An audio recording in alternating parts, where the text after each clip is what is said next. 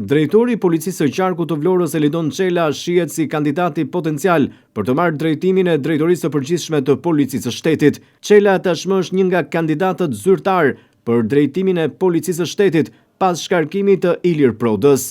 Elidon Çela mori drejtimin e Policisë së Vlorës më 14 nëntor 2024. Çela numëron rreth 25 vite karrierë në radhët e policisë dhe konsiderohet një nga kandidatët potencial për postin e drejtorit të përgjithshëm të Policisë së Shtetit.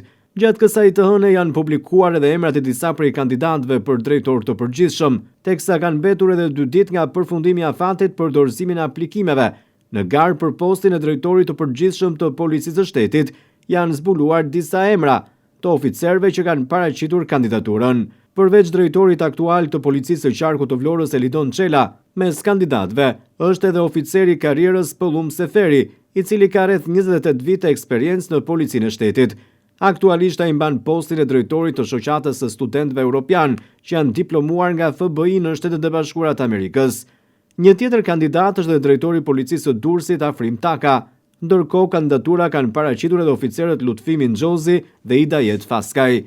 Burime mediatike bëjnë të ditur se në 2 ditët e mbetura deri në mbylljen e afatit mund të shtohen edhe emra të tjerë, mes të cilëve janë përfolur Tonin Vocaj dhe drejtori aktual i Policisë së Fierit, Skënder Hitaj.